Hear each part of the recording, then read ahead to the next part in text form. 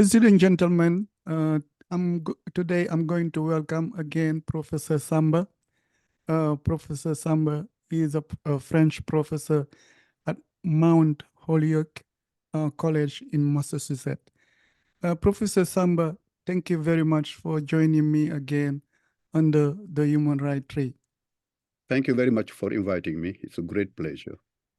In our journey of seeking to know Ousmane Sembene, the filmmaker and writer, last time you took us in a small town in Senegal Oriental called Kidira, Kidira.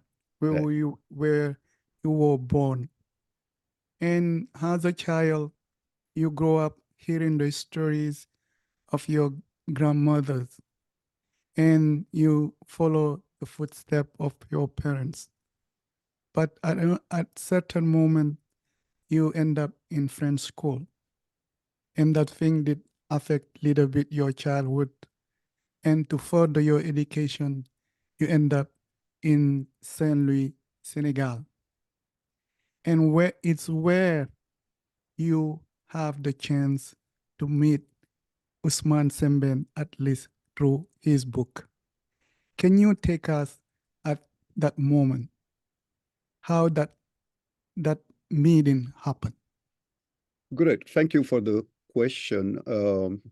Yes, I think for a general context, I think so far your characterization of my journey is correct. Then, of course, arriving in high school in 1969. Of course, yes, officially colonization had ended. But even today, one would dare say that the type of colonial education continued in our high schools and our universities, and the very language in which we teach is still the colonial language of French. So I arrived there in 1969. Of course, what was in the programs, it is the French classics.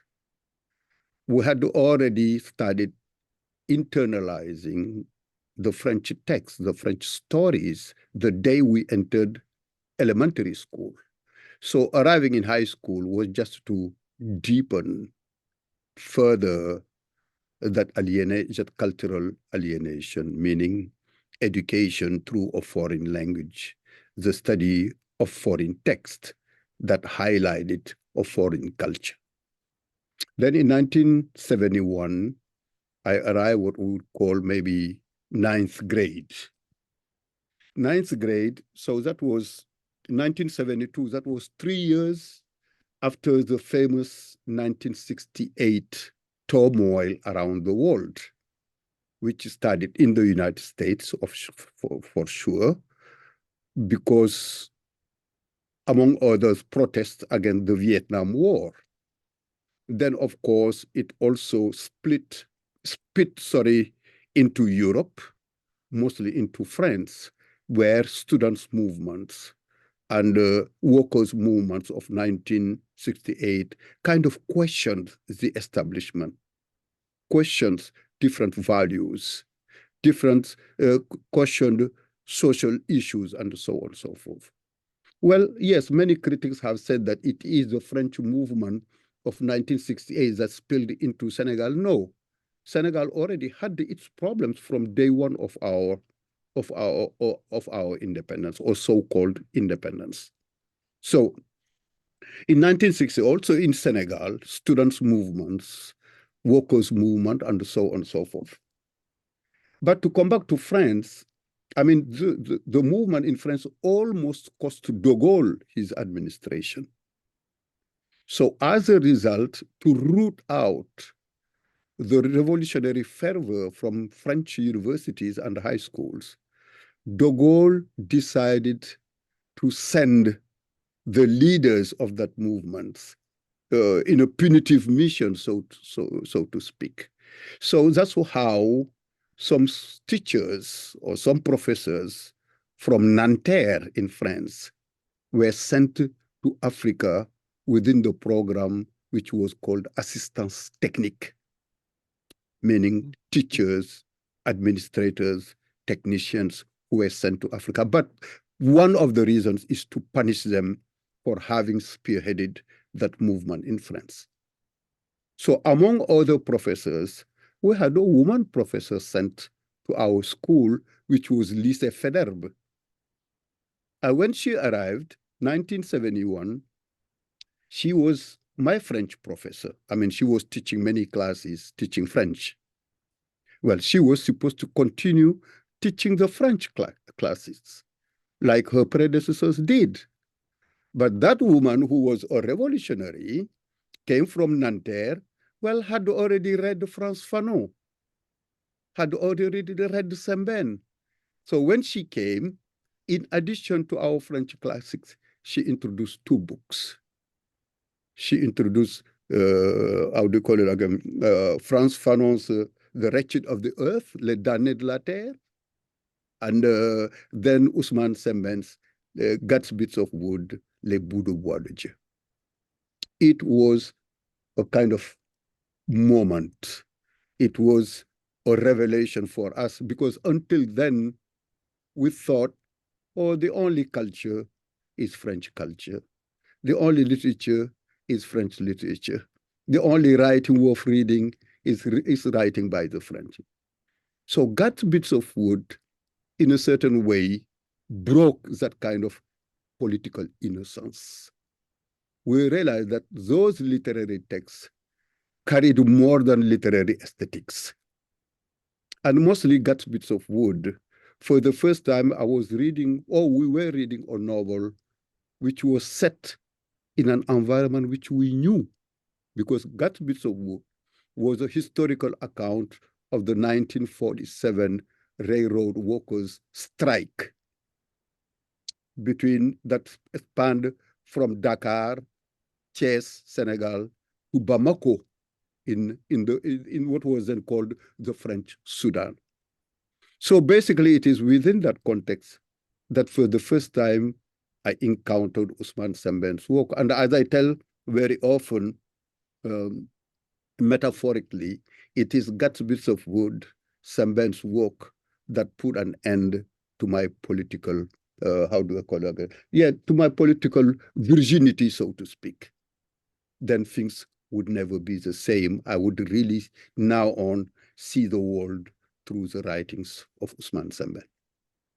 So basically, we can say that you met Ousmane Sembene through the book by accident, an accident that was triggered by De Gaulle, who wanted to punish professors, and the punishment was to send them to Africa.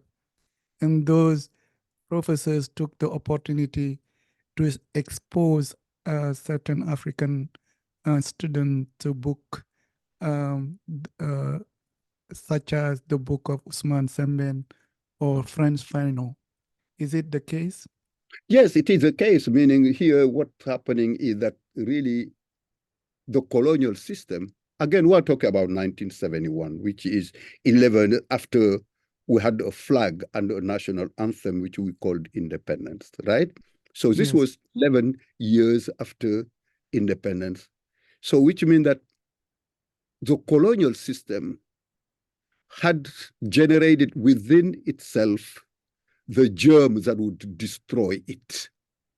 Meaning it was a French woman who had to open our eyes to the colonial reality through literature written by Africans.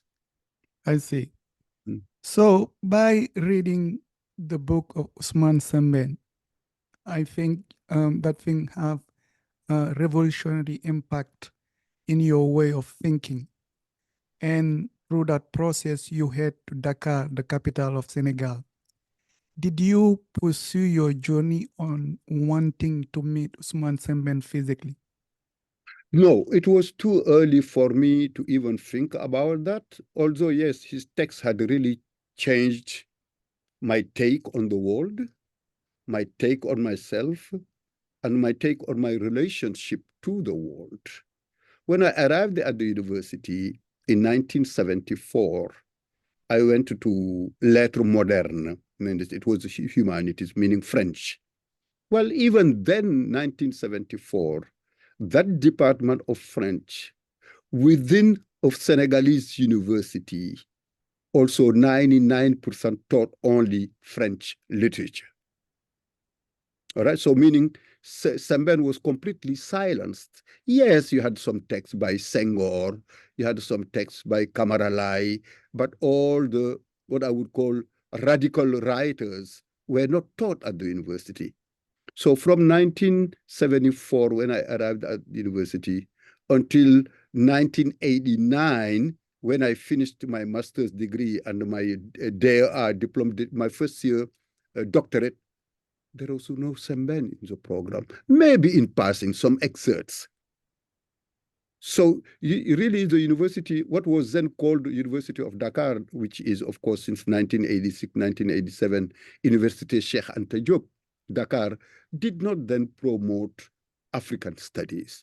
It did not promote African history. Mostly, well, let's not exaggerate. I would say the French department remained French in its offering of programs.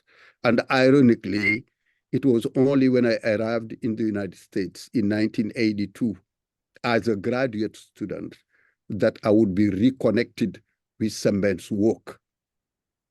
And in 1986, I get hired as a professor here at Mount Holyoke College, professor of French and Francophone Studies, 1986. So it was in 1989 that I traveled to Senegal for the first time to meet Ousmane Sembene. So can you take us to that meeting? Were you the one who triggered the meeting, or it happened naturally? No, it did not happen naturally. I mean, when I arrived here at Mount Holyoke, among other specialties, of course, we had African studies, African politics, African history. So there was already existing what was called the Five College African Studies Council, because Mount Holyoke is part of a consortium of four colleges under the University of Massachusetts.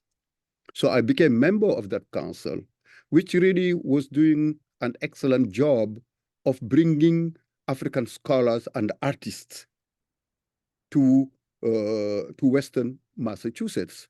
So at some point, I offered or I suggested we invite Sembene. Of course, people never believed that would be able to bring Sembene here because of his fame, because he had always resisted leaving his work in Africa and coming here to the United States.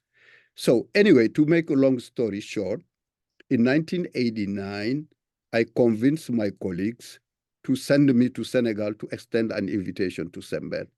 Of course, we sent him a fax. At the time, we did not have any other faster thing. So I sent him a fax, and his response was, no, I don't have time. I don't want to do it. Then, of course, I insisted, and my colleagues bought a plane ticket with all expenses, and I landed at Sembene's office at 36 Rue Abdou Karim Bourgi in Dakar. That was during the during the fall of 1989. That was the first time I met Ousmane Sembene in person. To that, can you describe us the physical environment of Ousmane Sembene office in Dakar? Yes, of course, already when you arrived at the office, you know you have arrived at what I would call figuratively a lion's den. I mean, Sembene was this great baobab, this towering figure. And already at the office, you had posters of all the films he had made. You have posters of artists who had influenced him. And he was fantastic, majestic behind his desk. So I arrived, say hello, and then introduce myself. And then, of course, the response was so negative. That first contact was really very, very bad because I arrived and I was expecting a welcome, a joyous welcome. But the answer was, yes, what can I do for you? They said, well, I'm just coming to follow up. Well, what's your name? I say, Samba Gajo. He goes, what, you sent me a fax? I said, yes, I did. Well, didn't I write back to you? I said, yes, you wrote back. Well, what did I say? I said, well, you refused. He said, then why are you here? I refuse. The answer is no. Why are you here? To waste my time. So that was really very, very disappointing because from the day I read Guts Bits of Wood, I had kind of, in my youthful naivete and idealism, I had really put Sembene in some pedestal. I mean, he was godlike to me. He's a giant, Ousmane Sembene. I adored him. I adored his work. But the first contact was very, very, very disappointing. Basically, he was telling me, just don't bother me, go away. So, but thanks God, I was also very stubborn. Of course, I returned to my hotel that first time, but then I came back day after day. I came back. He would come at 9 at his office. He would find me sitting there. So all of a sudden, he said, okay, come over, let's talk. Because he was testing me to find, because every day he received requests from scholars for interviews, so for invitation and so on. So what I explained to him what I was doing, basically, listen, I'm a young Senegalese professor in the United States. I am teaching your work. I'm teaching other writers, African writers' work in with the goal of making Africa better known around the world. And I really think that in addition to your writing, you should help me do that because we have the same goals. Well, anyway, to make a long story short, he agreed to come. It was initially planned for a residency of a month, meaning 4 weeks, but finally he could not make it. He had too much work to do. He was working on films, he was working on books. But anyway, he came and stayed 2 weeks here at my university and visited all the 5 college African Studies consortium. It was just, it was, yeah, it was a celebration of African literature and African culture. And during his last weekend here, we had a big conference, and we took that opportunity to bring other African and African American artists. We brought Ngugi wa Thiong'o from Kenya. We brought artists, writers, African Americans, Tony Cade Bambara. We brought Earl Livelace from Trinidad and Tobago. We brought John Weidman from the United States. And of course, professors and students came from many universities in the region, as far as Buffalo, New York, as far as Boston, Massachusetts, as far as New York City. And even Voice of America sent a report, I mean, had phone interviews with Idrissa Seydou Dia, who was at the time at, how would I say it again? Yeah, it was La Voix de l'Amérique. Sembene was very, very, very happy. And that kind of opened up a 17-year collaboration and a relationship between Sembene and myself. So you went to Dakar and you meet Ousmane Sembene, and the first encounter was not like you expected. Mm-hmm. And through that process, you had the chance to work with him. How was it working with him, uh, uh, being with him, and not considering the filmmaker or the writer, but just living with him for few weeks in United States? How was your experience? Well, just to tell you, of course, he was very difficult when I went to Dakar, but I still remember one small anecdote. When he left Dakar to come here, he was supposed to arrive on a Saturday morning. No, sorry, on a Saturday morning, yes, but I had made a mistake. I thought he was arriving on Sunday. But he arrived 24 hours earlier. So he calls, when he get off the plane, he goes through immigration at JFK, and he calls me when he has not seen me. And I was 3 hours away from New York. So that was really my mistake. And he was angry, rightfully angry. But anyway, we arrive here. I put him in his residence. We sit down. He drinks his coffee and he smokes his pipe. Then he looks at me and said, okay, Samba, yes, a lot of mistakes have been made, but let's not look back. Let's be forward looking. You invited me. You tell me what you want. I will do it. You tell me what you expect from me, and I will do it. That just made me forget all the initial difficulties, all the initial obstacles. And I think at some point, I stopped just looking at him as an artist writer, but quite frankly, as a father figure. He had adopted me. He had taken me under his wing. Now, also, of course, let's be precise. He also saw me, I mean, as a young African professor in an American university, someone maybe who could also help him promote his work, which is completely normal. But in so doing, he was also very, very generous of making of me his point of contact in the United States. From 1990 to his death in 2007, every time he was invited to the United States or in England or in Canada, he always demanded that the invitation go through me. He always demanded that I'll be the one to negotiate his contract. And as it happened, every time he was coming, I would leave Massachusetts, go meet him at Kennedy Airport, and then we would travel to the US and Canada together. If it is going to England, we always met in London, and then we spent our time together. So it became more than just a relationship between scholar and a writer. It became actually more intimate relationship. Because also, I should say, whenever I returned to Senegal during that period, I had an open invitation to his house to come at dinner any night I wanted to.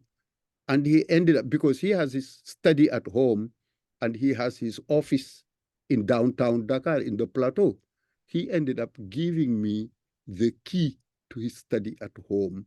He said, Samba, when I'm at my office, you want to sit down at my study and do research at my own library, you can do it.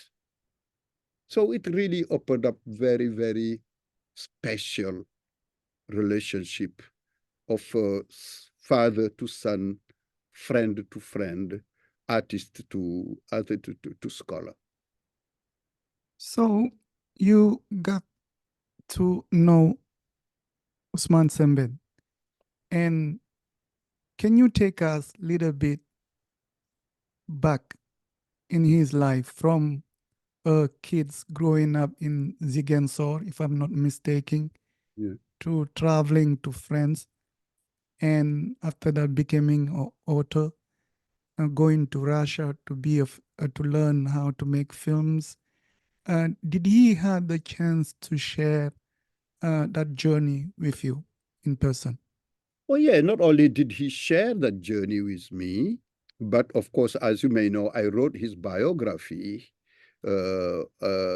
first in French, Ousmane Sembene in Conscience Africaine, which was published just a few months after he passed in 2007, and then was translated into English and published by Indiana University Press in 2011. That biography is really, yes, highlights about his life from his birth in 1923 in the Casamance until he published his first work in Marseille in 1956. So not only did he himself tell me some elements of his life, but also he gave me contacts of people who knew him. For instance, I met someone, how do you call it? Yeah, Ibrahima Barrow, who was born and raised in Casamance, who was in grade school with Ousmane Sembene, meaning he had met Sembene when Sembene was 5 years old. Then in Dakar, he connected me with people who were who would see him about around age 11 in the Lebu neighborhood of Dakar. Then he gave me contacts of people who have known him and with whom he worked in Marseille when he was a doctor, a dock worker. He also put me in contact with communist comrades, union organizer friends who helped him write his first works. So that gave me a very good look, a very good clarity about Sembene's life. As you summarized it, of course, he was born in Ziguinchor in 1923. Then he never finished grade school. He was expelled from school. Why? Mm. Because he had a fight with his school teacher, who was a French guy from Corsica, who was insisting that he sing the Marseillaise, which is the French national anthem. Sembene refused, and the teacher slapped him, and Sembene fought him back. So he was expelled from school even before he got his certificate d'études primaires élémentaires. Then in 1938, he moved to Dakar and became a construction worker. C'était un maçon. So, and then he became a mechanic. Then in 1944, he was enrolled in the French army to fight during World War II. Where did he live in Dakar when he came? Oh, well, Sembene was born in Casamance, but his father is originally a Lebu from Dakar. As you know, it is a Lebu who created Dakar, which was called in Wolof Dekrau, because the Lebu migrated from Egypt, then to the north of Africa, and then from the north of Africa, in search of their freedom, they migrated south through from the Damel, from the Cayor, and then ended up in the Cap Vert in search of their own space. And they were also fishermen. So when Sembene came to Dakar, he was coming to his father's land, because the Lebu, his grandfather, Sayer Sembene, was a landowner and a fisherman in Dakar. So Sembene was coming back to his ancestral land. And now when you look at what is called Plateau in Dakar, used to be Lebu neighborhoods. So it is a colonial administration and the colonial trade that expropriated their land and pushed them to the periphery of what is today Dakar. You go to Yoff. Well, first they push them to the Medina. Then you have some of them who go to Yoff, others who go to Ngor. I mean, they go as far as Rufisque and Sangalkam. And finally, the Lebu neighborhood in Dakar ended up being some kind of ghetto within the plateau. So Sembene was going back to what used to be his grandparents' land, but now it is a small enclave into colonial Dakar. That's where he became a mason, a construction worker, or mechanic, before being enrolled on February 1st, 1944, into the Les Tirailleurs Sénégalais, and then he went to fight in Niger until 1946. To that, we have somebody who was expelled in school at the early age because he didn't want to sing the Marseillaise. However, he ended up being a tirailleur Senegalese. How can you explain that contradiction? No, I don't think there was a contradiction in it, actually, because even before World War II, during World War I, the French had called on African soldiers to go fight the war on behalf of France. In World War II, as you know, once France was occupied by Germany, de Gaulle had fled to London, and in June 1940, he had called on the resistance against German occupation. Now, of course, Paris was crushed under the German boots. So the French, to recover their freedom, went again to the colonies to forcibly to enroll Africans to come fight a war of liberation again, from German occupation. So he was expelled from colonial school, but the French Army of Liberation did not require anybody to have an education. What did they want? Were their arms. They wanted their blood. They wanted their sweat. So Sembene was enrolled like millions. They call them tirailleurs sénégalais, but it's a misnomer. Is it involved, of course, people from all the 14 French colonies in West and Equatorial Africa. Yeah, to that, my question is, did he join the army by conviction, Mhm. or he joined it because he see it has opportunity to make a living? That's an excellent question. I would say both. First, Sembene, as I told you, his father, uh, yes, his father, Sembene, how do you call it again? Musa Sembene, was born in Dakar. He was a Lebu, right? And so, which means that he had a privileged position because he was born a French citizen. As you know, there is what was called les quatre communes: Saint-Louis, Dakar, Rufisque, Gorée, who enjoyed the privileges but also the duties of being French citizen. So being born in Casamance of a French father, of course, also made Sembene a French citizen. As such, he had to fulfill his military service. So that's the Okay. first part of the answer. But then, even if you spend one day in a colonial school, you are already taught that France is your motherland. That yes, that the French are our ancestors. That the French are the civilized. They mirrored a certain attractive image of France, to a point that by World War II, everybody who was in Senegal, who has enjoyed a certain level of education, was in love with France. Everybody dreamed of going to France. Myself, by the time I arrived in high school in 1969, until I discovered Sembene, I had only one dream, or I had this perception of myself. I was a black Frenchman. My aspiration was to become French. Therefore, when World War II started, many young people in Dakar, throughout Africa actually, dreamed of serving France, the mother country. But there was also one third element, because you have to go through an aptitude test, right, to be enrolled in the military. Well, it was also an opportunity for these young men to show their manhood.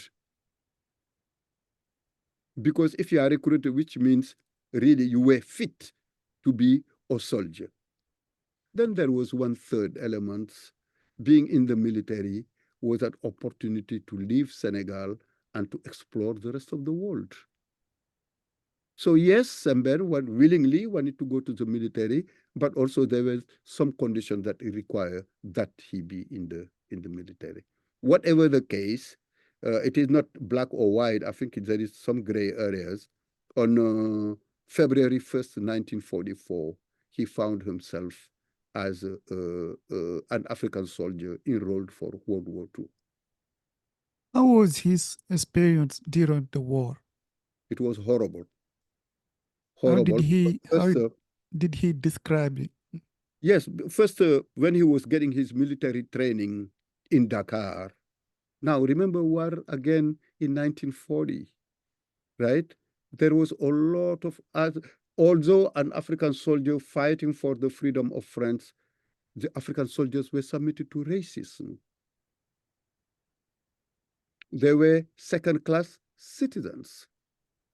And then, of course, these were young people who came face to face with the horror of war. There are some scenes he described for, he was a truck driver, Sembene, because he had learned some being mechanic in Dakar. So when he was enrolled in the military, he became a truck driver and he was dispatched to Niger.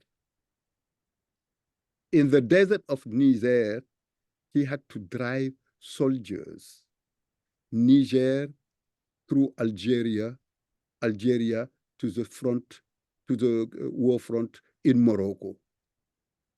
There are instances where he described what it was like to be a young man fighting for the French in a desert when there was no protections, where you had the wind, you had the heat, you have the bad food, you have the racism, and so on and so forth. Actually, he has given many interviews in which he said, everything I learned, no, I did not learn anything from French school. Everything I learned about the world, I learned during my experience as a soldier. So being a soldier for 18 months was the greatest experience in Sembene's life. So how did those action affect him in life? Has being in the French army, seeing himself as a Frenchman protecting the homeland, and in same time facing racism from French soldiers. What kind of racism and how that those actions affect him as a person? Yes, just I think the best way to measure to what extent the war experience affected him, we have to look at Sembene after he came back from the war in 1946. He arrived in Dakar after his military service. First, I should say, he was so undisciplined during the military service. He was the only soldier among all his regiment who did not receive an honorable discharge. He was the only one because he was a rebel. He was undisciplined as a soldier. But then, of course, he comes back during the war after 18 months, not even a medal for having served France. So, but also, I think what is more important is that Sembene left Dakar in 1944 as a young man who was dreaming to serve France, who believed in the French statesman about humanism and so on and so forth. Then he goes there, he experiences all this. And after he came back, to give you only one example, one of his childhood friends, Maurice Ousseynou Fall, told me, he said, when he came back, the Sembene who left me to go to the war never came back. I saw in front of me a different Sembene, a young man who was angry against the colonial system. Why? Because during the war, not only in addition to his own personal hardship, he realized that being colonized, being discriminated against, did not stop in Senegal, that it was a whole system. He understood the system of exploitation. By the way, while he was in Niger fighting for the freedom of France, that same France had to turn its own bullets against other soldiers who were saving it, who returned to Africa in 1944 in Charoy. Returning African soldiers were being gunned down in Charoy when Sembene was still a soldier fighting for France. So the war experience transformed Sembene into a carefree, innocent, idealist young man to a man who has started gaining a certain political consciousness. He had seen the world. He has seen people from other countries, from other cultures, from other languages. He started gaining a certain global vision of what it means to be colonized. The shared oppression, the shared exploitation, the shared indignity, the shared disdain, and the shared racism. I So see. coming back to Dakar, it was a transformed Sembene that came back to Dakar in a context where in 1946, there was already a nationalist fervor in Africa. after World War II, nothing was to be the same again in the relationship between France and its colonies. Sembene, who was a Mason, came back to Senegal in 1946. He became again a Mason, but then at that time there was the first union strikes in Dakar. 1946, all the workers of the French of the colonial administration in Dakar went on strike. 1940. Now, let me be very, very precise. That is not to be mistaken with the 1947 strike that Sembene describes in Guts Bits of Wood, which was a railroad workers' strike. Before that strike, there was a strike in Dakar of construction workers and administrators. But before those two strikes, the first one that was really significant in West Africa was the 1938 railroad workers' strike. So Sembene participated in that 1946 strike in Dakar. At the time also, there was a birth of the first African political parties. Right? So he comes back to Dakar where the environment had changed. Union activity was very, very high. Political activity was very, very high. So meaning he came back in a context where people were really aggressively questioning the colonial status quo. I see.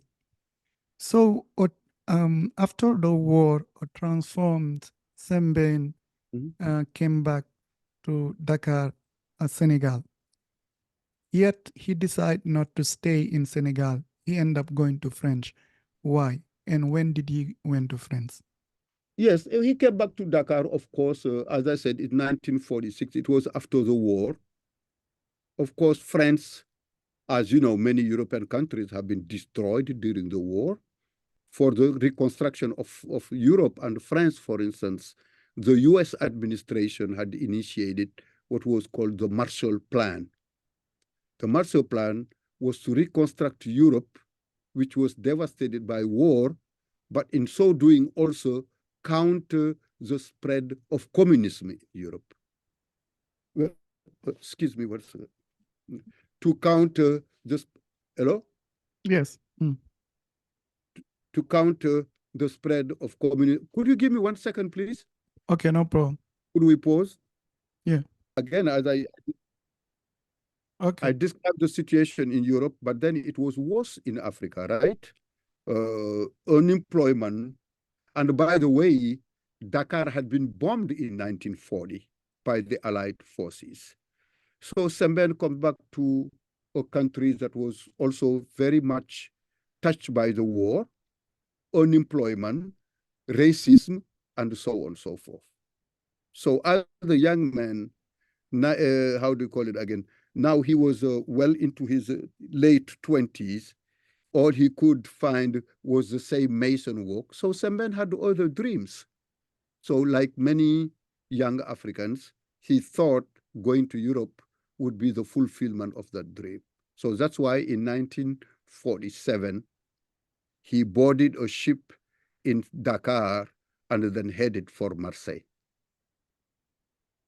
How was his experience as an African newcomer in Marseille? Well, again, he arrived in Marseille and he was hired as a dock worker, meaning working at the port, loading and unloading ship at the harbor, at the vieux-port in Marseille.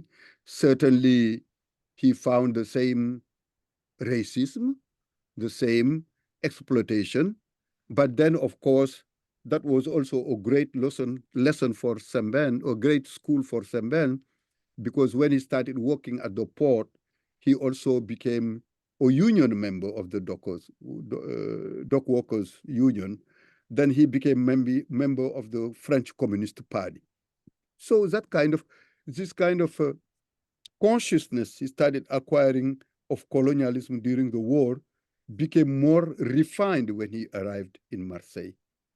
And the education he did not finish in Ziguinchor when he was expelled from school, he had an opportunity to continue his, well, not his formal education, at least his education once he arrived in Marseille.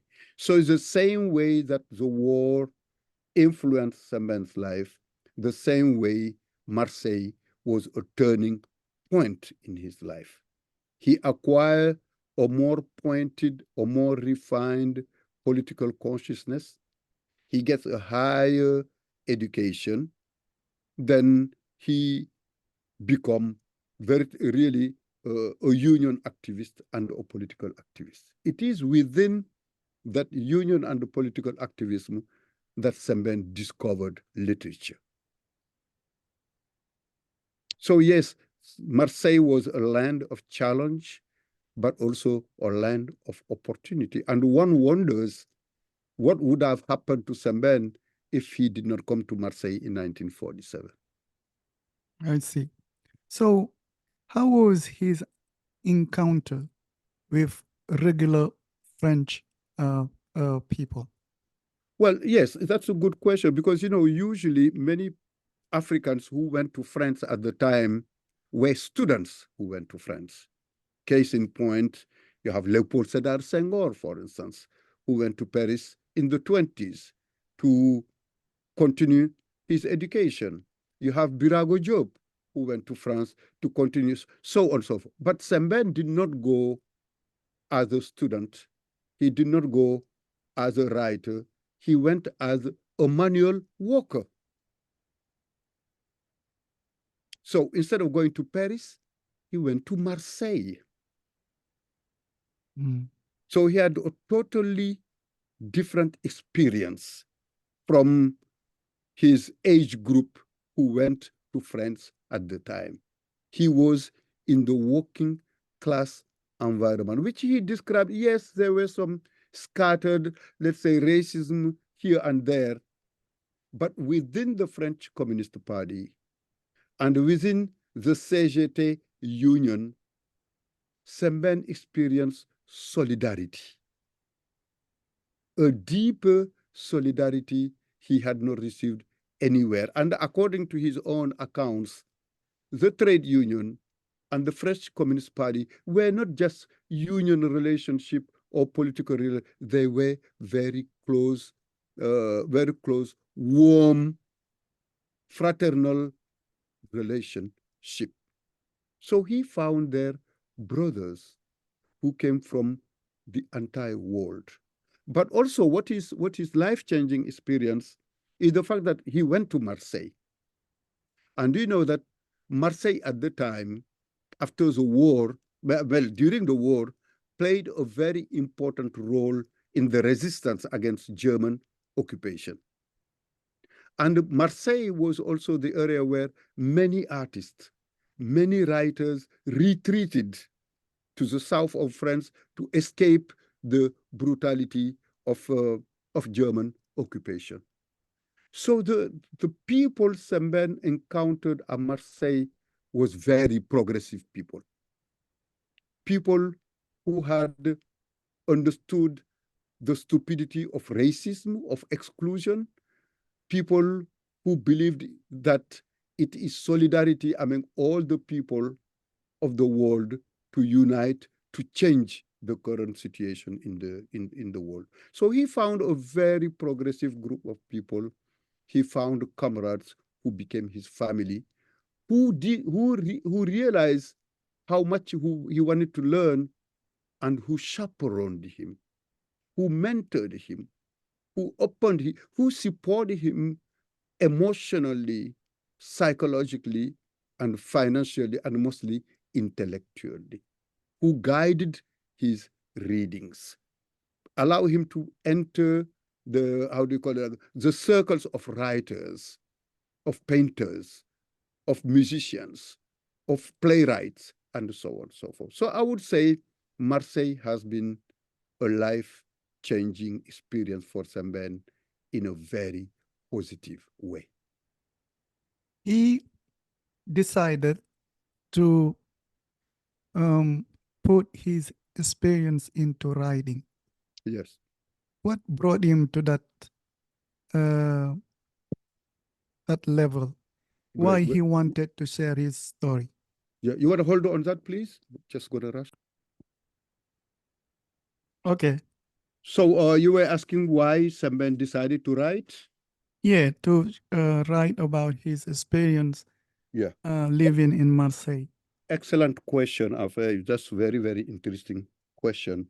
Sembene is quoted as saying, a quote, Je suis venu à la littérature comme un aveugle qui découvre la lumière. I came to writing as a blind person who discovers light. Yes, so for him, his coming to writing was akin to discovering light. Why? Because when I told you he became member of the French Communist Party and he became unionized in the CGT, Confédération Générale du Travail. Well, those sites, those instances were also schools for Sembene. The French Communist Party had a library and a school in Marseille. The CGT had a library within the port, the Vieux port in Marseille. So what was the content of those libraries? Of course, it was progressive writers from around the world. So Sembene, in his education as a member of the French Communist Party, but also as a member of the trade union, involved not just reading, but very closely studying the works of progressive writers and artists from around the world. So Sembene discovered African American writers of the time, among whom Richard Wright. He discovered Claude McKay, who is from Jamaica. He discovered many other writers from the African diaspora. But mostly, he discovered also white writers from the working class. But then he noticed, paradoxically, in the late 40s to the early 50s, he noticed a certain absence. Yeah, he noticed that, yes, African literature did exist. Senghor did write. Many other writers, I mean, they had their texts. But in those books written by African intellectuals,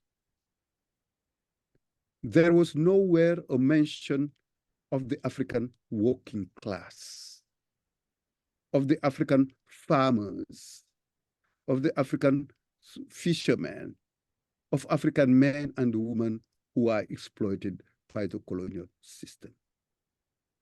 That's when Sembene was really shocked to discover that the majority of African voices were completely silent. What could we hear? All we hear was the voice of the negritude movement, the voice of the of alienated African intellectuals who were talking about their experiences through the French school and so on and so forth, but did not have any clue, or at least did not convey any bit of the conditions of African farmers, African workers, the exploited Africans. So Sembene decided, since I am part of those exploited Africans, I am part of those working class Africans whose voice have not been heard, and since I have had a chance to have an education, to read, well, I am also going to learn how to write so that my voice become the voice of all the millions of voiceless Africans. Yet we have to admit he was a dark worker, and I guess he worked full time. How did he have the time? How did he have the freedom, the free time to write? The strength of his will Sembene was working as a docker, as I said. Anybody who knows about the docker's experience, you are carrying sacks, bags of goods on your back. At the time, containers and all this technology did not exist. People carried things on their shoulders and on their backs. And Sembene did that for years, of course. Of course, it was very difficult to work those 12-hour shift during the day and then to write at night. But Sembene saw writing as the only way, not only to portray the life of African experiences of Africans, but also the only way for him to live his condition as a worker, as an exploited African. So he learned. He approached people who taught him how to write, and he started taking notes of his own experiences. So to make a long story short, well, in 1956, after years of writing, of taking notes, again, with the help of his progressive French friends, Sembene wrote his first poem in 1956, and he published his first book in 1956, which is actually a recollection of his experiences in Marseille as a docker, because the title of the book is Le Docker Noir, meaning the black docker, which is, of course, an autobiographical novel. But during his experience as a docker in Marseille, he had an accident. Did the accident trigger him to write? Or no, it was not the case? Actually, without that accident, maybe Sembene would never have become a writer, because one day he was unloading a ship and he broke his backbone. A bag fell on his back. Well, and this is an experience that could have destroyed less strong-willed people's lives. But it was an opportunity for Sembene, actually. He was at the hospital for 6 months on his belly. He could not walk. But then it is really during those 6 months that Sembene became a very, very, very profuse reader. Right? So, and when he got out of the hospital after 6 months, physically he could no longer be a typical docker lifting bags of goods. That's when, again, his comrades, knowing that he could not physically be a docker anymore doing what he was supposed to do, they found him a position, right? A position as a clerk at the port, meaning since he already had he knew how to read and write, so he had a less physically demanding job. So that exhausted him less in his work and gave him more luxury time to go to the libraries, to go to the communist schools, and to start putting together his notes. So the accident was really, paradoxically, an opportunity for Samba. Was he compensated for that? Yes, he was, because at the time to become a docker in Marseille meant that you had a professional card, meant that you had social security, meant that you had some rights as a worker.